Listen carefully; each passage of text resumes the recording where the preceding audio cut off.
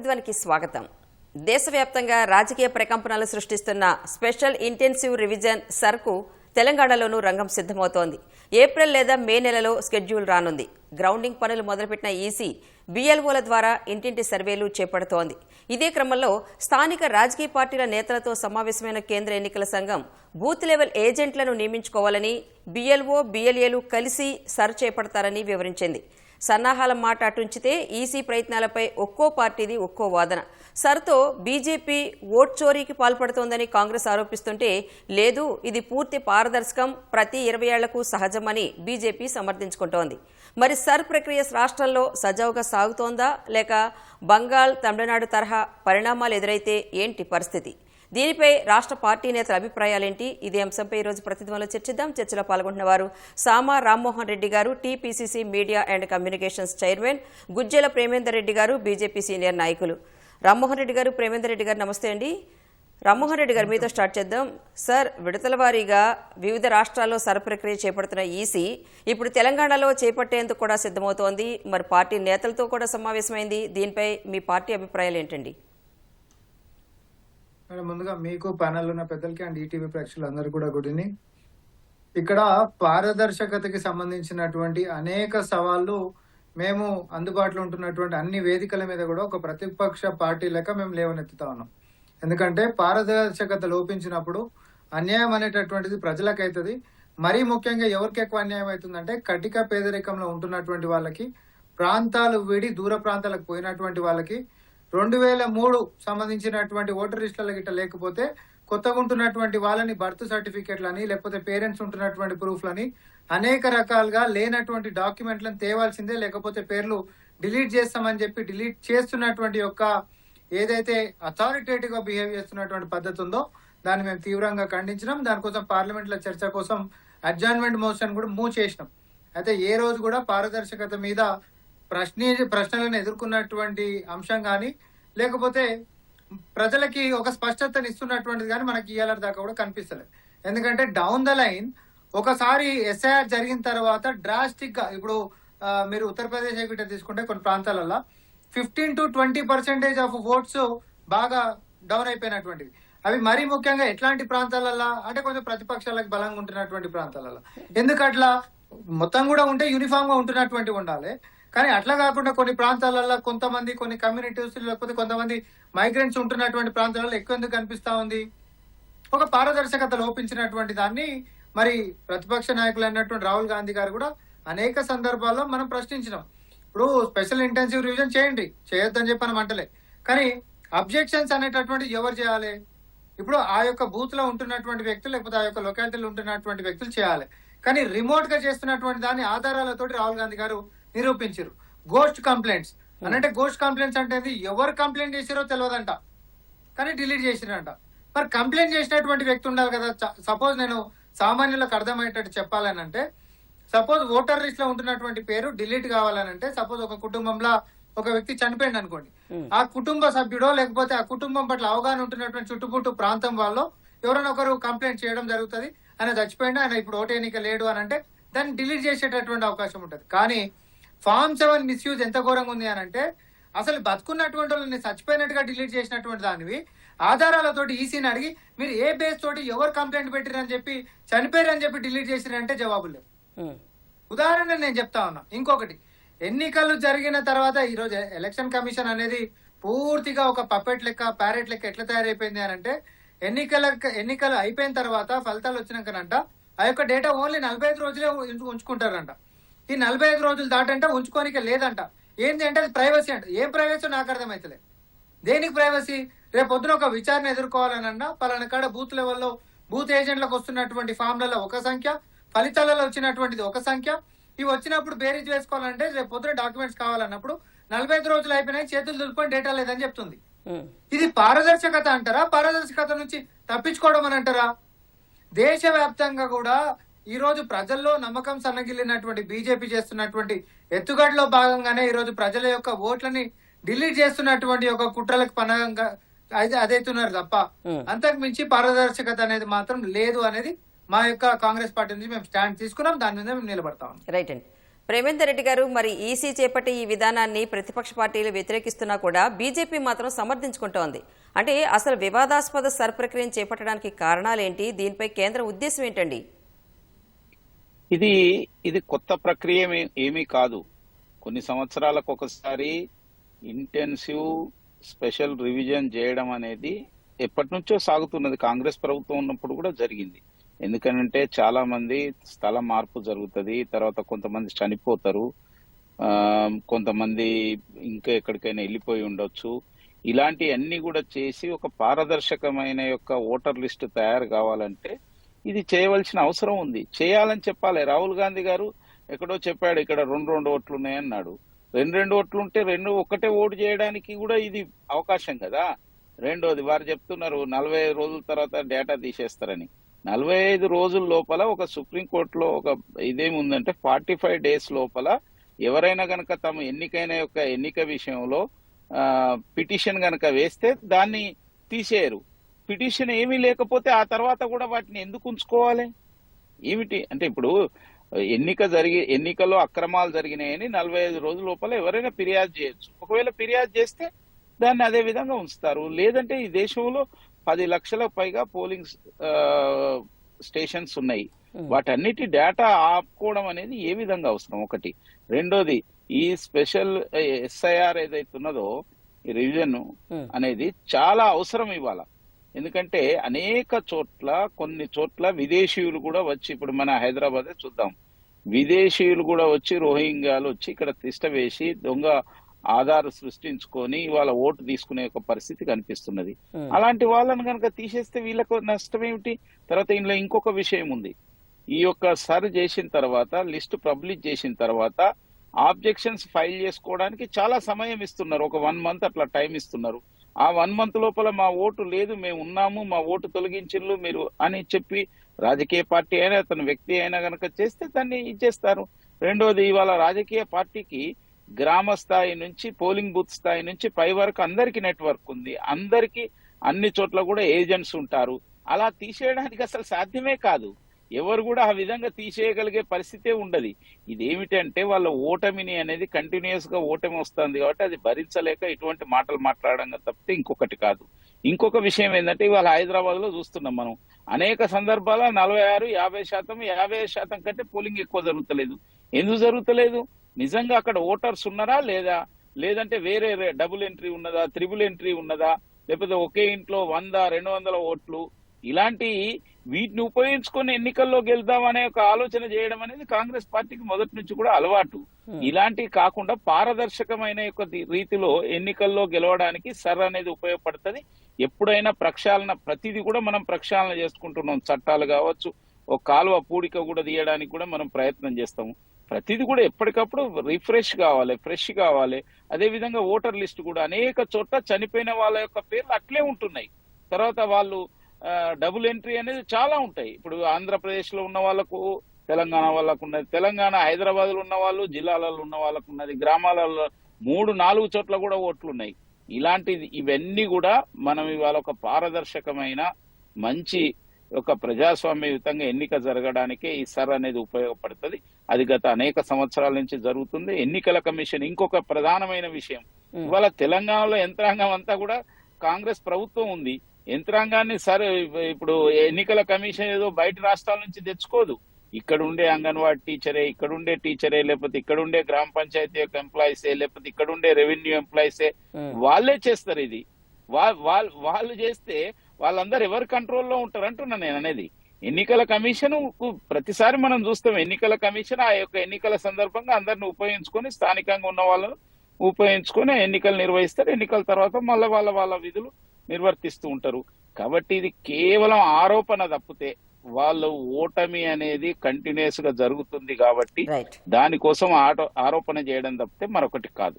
Okay Rammohan Reddy గారు, మరి బీహార్లో సర్ ప్రక్రియ చేపట్టినప్పటి నుంచి కూడా బీజేపీ ఓట్ చోరీకి పాల్పడుతోందని, లక్షల ఓట్లు తొలగిస్తుందని రాహుల్ గాంధీ పదే ఆరోపిస్తూనే ఉన్నారు.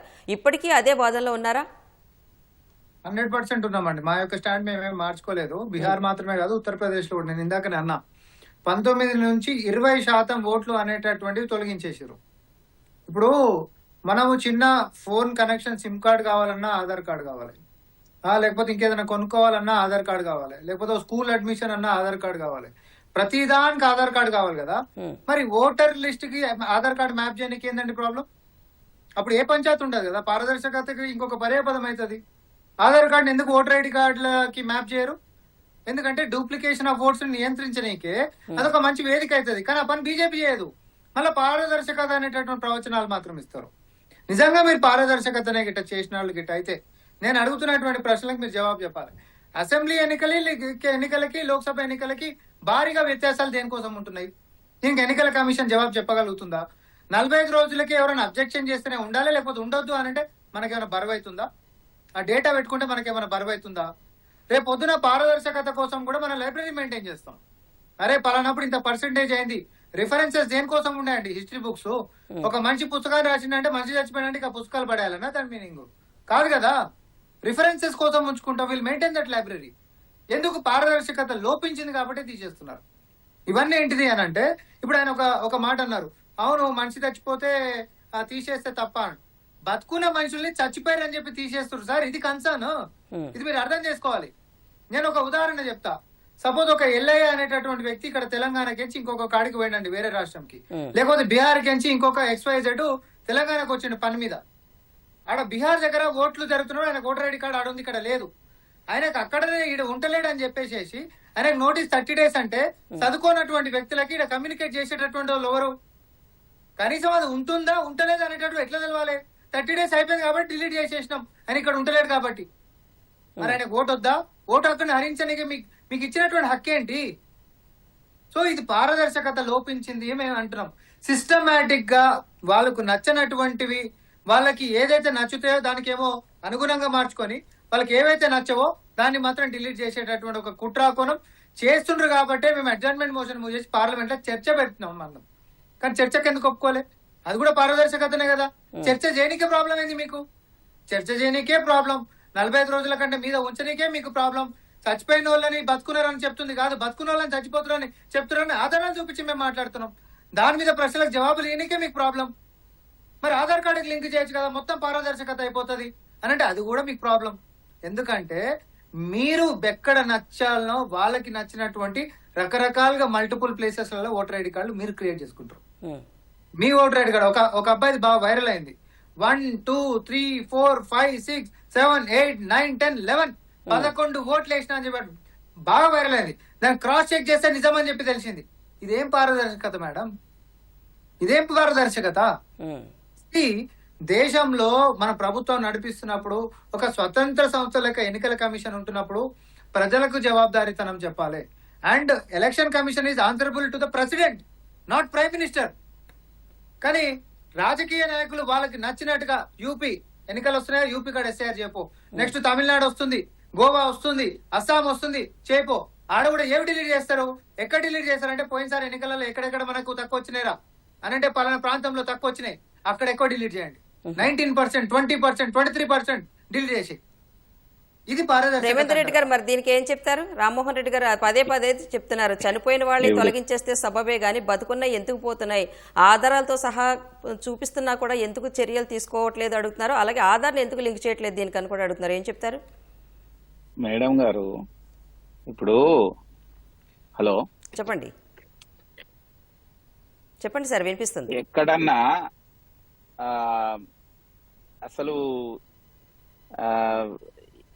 అసలు ఇంతవరకు ఎవరైనా బతికున్న వాళ్ళది ఓటు పోయింది అని చెప్పేది ఇది ఏమన్నా అర్థం ఉందా అంటున్నాను. ఎక్కడన్నా పోయినాయా? అట్లా పోతే మళ్ళీ చేసుకోవచ్చు కదా.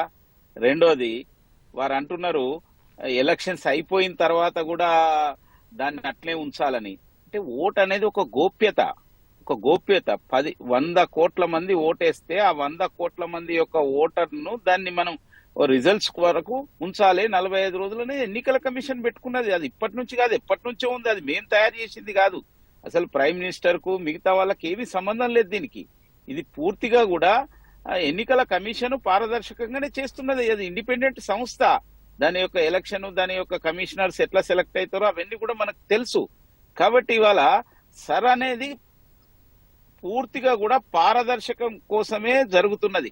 ఇప్పుడు హైదరాబాద్ లో ఒక్కొక్క ఇంట్లో ఓల్డ్ సిటీలో 60, 70, 100, 150 కూడా ఉన్నాయి. వాటిని ప్రక్షాళన చేయాలన్నా వద్దా?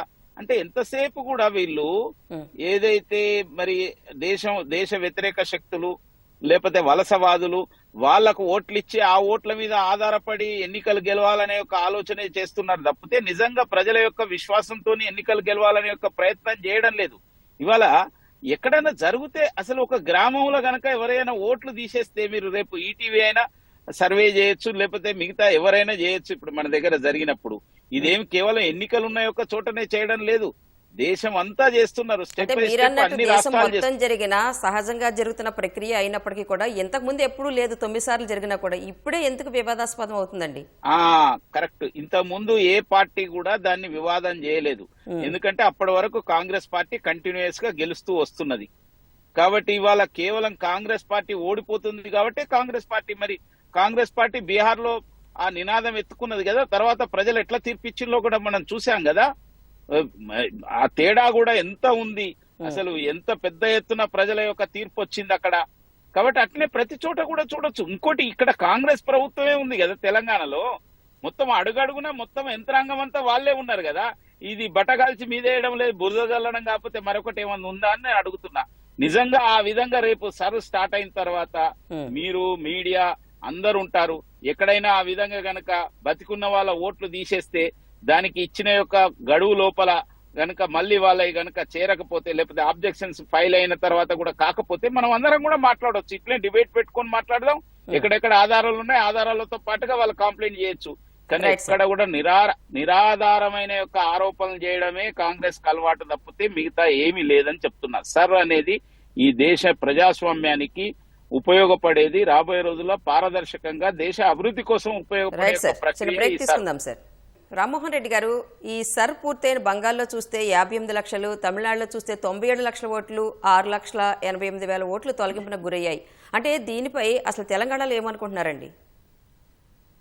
ఒకటి మేడం, ఇప్పుడు మనము ఓటర్ల యొక్క డిలీషన్ అనేటటువంటిది చట్టబద్ధంగా పారదర్శకంగా ఫిజికల్ ఇన్స్పెక్షన్ చేసి జరిగితే అందరు కూడా యాక్సెప్ట్ చేస్తారు, అందరూ వెల్కమ్ చేయాల్సిందే. కానీ ఫిజికల్ ఇన్స్పెక్షన్ అనేటటువంటిది చేయకంటే ముంగటనే డిలీషన్స్ అనేటటువంటిది ఈరోనెట్ అనేటటువంటి సాఫ్ట్వేర్ వాడి చేస్తామంటే ఎట్లా? దానికి రాహుల్ గాంధీ గారు స్పష్టంగా ఒక పవర్ పాయింట్ ప్రజెంటేషన్ కూడా ఇచ్చిన ఎట్లా డిలీట్ అవుతున్నాయి, ఫామ్ 7 ఎట్లా మిస్యూజ్ చేస్తా ఉన్నారు. ఫామ్ 7 అంటే అబ్జెక్షన్ అనమాట. పలానోళ్ళు లేరు కానీ ఉంటున్నట్టు ఇంట్లో ఓటు ఉంది కాబట్టి అది తీసేయాలని. ఇప్పుడు ఒక ఉదాహరణ చెప్తా ఉన్నా. ఒక ఇంటి దగ్గర ఇంట్లో ఉంటున్నటువంటి ఒక వ్యక్తిది ఓటు డిలీట్ అయింది.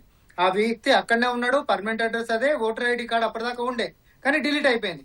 ఎట్లకైనా డిలీట్ అయిపోయిందని చెప్పి ఎంక్వైరీ చేస్తే ఫామ్ 7 అబ్జెక్షన్ ఇంటి పక్కోళ్ళు చేసిరు అనేది అక్కడ చూపిస్తుంది. కానీ తీరా ఆన్లైన్ పక్కన వాళ్ళని పోయి అడిగితే అసలు నేనెందుకు చేసినా ఫామ్ 7 అంటే ఏంటో కూడా తెలియనటువంటి ఒక పెద్ద ఆవిడ ఉంది. ఆమె ఓటే ఆమె వేసుకోలేనటువంటి పెద్ద ఆవిడ ఫామ్ 7 తోటి వీళ్ళకి అబ్జెక్షన్ చేసి ఇలా డిలీట్ చేయించినట్టు లెక్కలలో చూపించారు పైన. తీరా కనుక్కుంటే ఏంటిది అని అంటే ఆ ఫామ్ 7 అప్లికేషన్ అనేటటువంటి జనరేట్ అయింది వేరే స్టేట్ నుంచి. ఇది మనందరం కూడా నిశ్చితంగా గమనించాల్సినటువంటిది. ఎక్కడొస్తుంది అంటే ఇంటి పక్క నుంచే అబ్జెక్షన్ వచ్చిందని చెప్పినటువంటి ఆ ఫామ్ 7 అబ్జెక్షన్ వేరే స్టేట్ నుంచి వచ్చింది. ఈ స్టేట్ లో ఇక్కడ ఓటర్ ఐడీలను డిలీట్ చేయడానికి వేరే స్టేట్ నుంచి బల్క్ గా ఫామ్ 7 అబ్జెక్షన్స్ ఫేక్ ఎట్లా వస్తున్నాయి? పారదర్శకత ఉంటే ఇది ఎట్లా జరుగుతుంది? మీరు అంటున్నట్టుగా ఈరోజు వెస్ట్ బెంగాల్ 58 లక్షలే జరుగుతున్నాయి. ఇప్పుడు అక్కడ ఎవరు రాజకీయ నాయకులు కానీ ఇంకోళ్ళు కానీ ప్రొటెస్ట్లు ఎక్కడ చేస్తారు? ఇప్పుడు మేమైనా రేపు పొద్దున్న తెలంగాణలో మన బస్సులో ఉన్న వాళ్ళందరూ రూకన్ డిలీట్ అవుతుంది. ఇవి ఎట్లా డిలీట్ అవుతాయి అని చెప్పైతే మనం అడగాలి కదా. సో ఇది ఇప్పుడు పరిశాన్ కూడా అందరికి ఏంటిది అని అంటే ఫిజికల్ ఇన్స్పెక్షన్ అనేటటువంటి జరగకుండానే ఫామ్ 7 అబ్జెక్షన్స్ వచ్చేసి డిలీషన్ జరిగిపోతా ఉన్నాయి.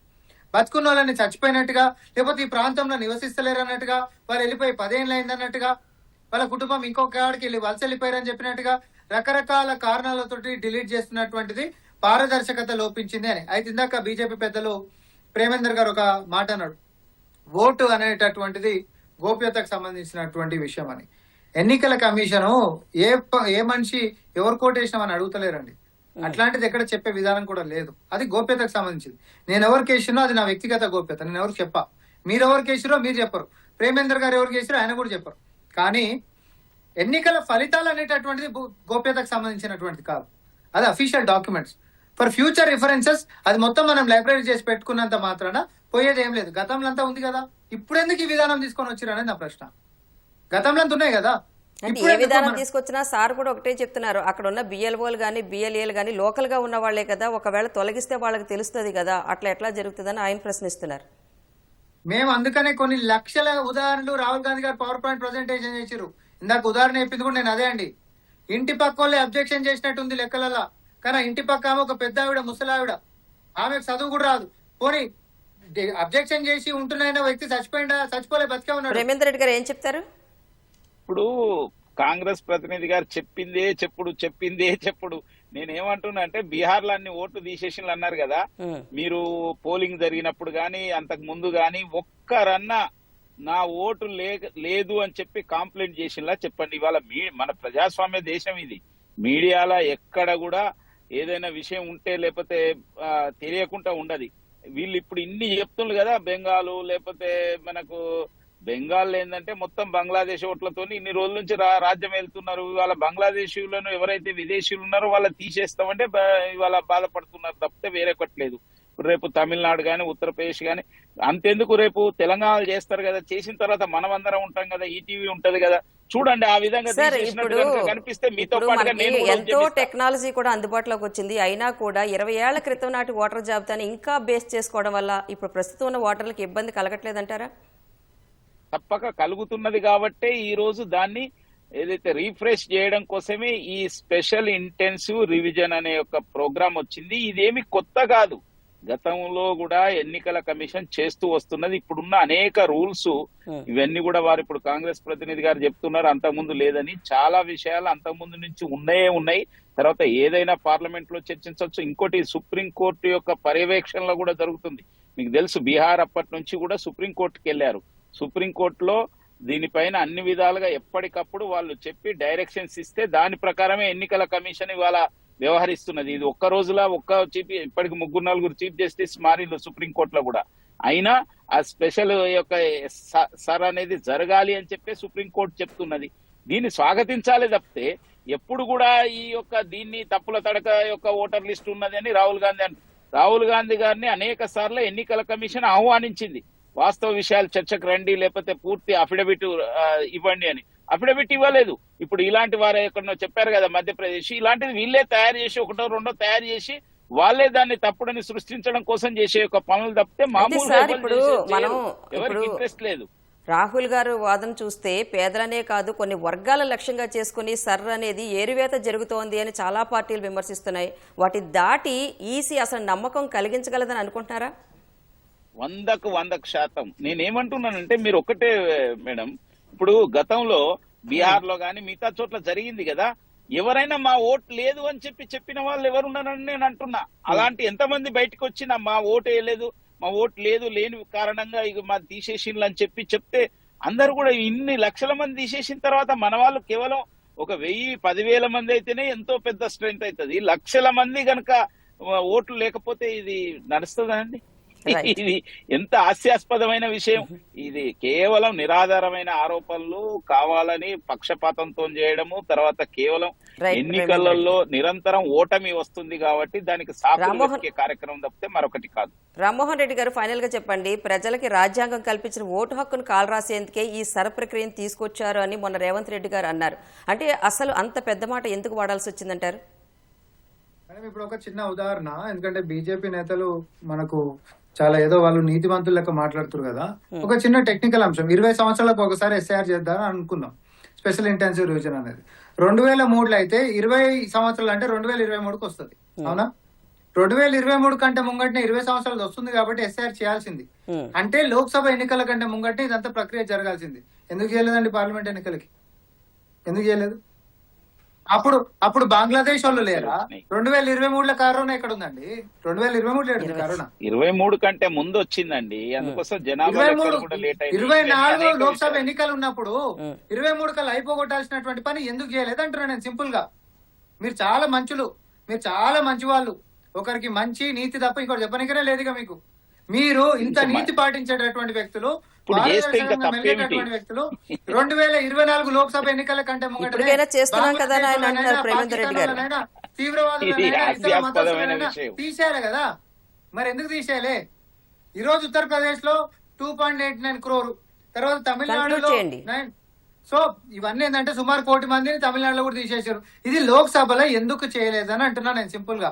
ఆ రోజేమో బయట దేశం వాళ్ళు కాదు, ఈ రోజు బయట దేశం వాళ్ళు అయినా ఎక్కడెక్కడ ఎన్నికలు వస్తే అక్కడెక్కడ ఎస్ఐఆర్ వస్తుంది. సిర్ఫ్ గెలవనీకే జస్ట్ టార్గెటెడ్ ఓటర్ లిస్ట్ ని డిలీట్ చేసేది. మాస్ గా డిలీషన్ జరుగుతున్నాయని మేము ఆధారాలు చూపించినాము. పెద్దలు ఇంకొక మాట అన్నారు, ఎవరికి ఇవ్వాలండి అఫిడవిట్? మనం అందరం విఘ్నులం, చదువుకున్నటువంటి వాళ్ళం. తర్వాత చీఫ్ ఎలక్షన్ కమిషనర్ లెక్క చేసినటువంటి వ్యక్తులందరూ ఒక వేదిక మీద ఒక పెద్ద మీడియా కాంక్లేవ్ నిర్వహించి దాని మీద ప్రశ్నోత్తరాలు సంధించినప్పుడు ప్రతి ఒక్కరు కూడా ఈ రోజు ఉంటున్నటువంటి చీఫ్ ఎలక్షన్ కమిషనర్ తప్పు పట్టి తప్ప రాహుల్ గాంధీ గారిని కాదు. ఎందుకంటే పారదర్శకంగా రాజ్యాంగానికి కట్టుబడి చేసినటువంటి పనులు ప్రశ్నలకి జవాబులు చెప్పాలనే తప్ప తప్పించుకొని అఫిడవిట్ ఉన్న వరకు you are not an authority, you are responsibility. Thank you so much Rammohan Reddy గారు అండ్ ప్రేమేందర్ రెడ్డి గారు ప్రతిధ్వని చర్చలో పాల్గొన్నందుకు. ఇది నేటి ప్రతిధ్వని. నమస్తే.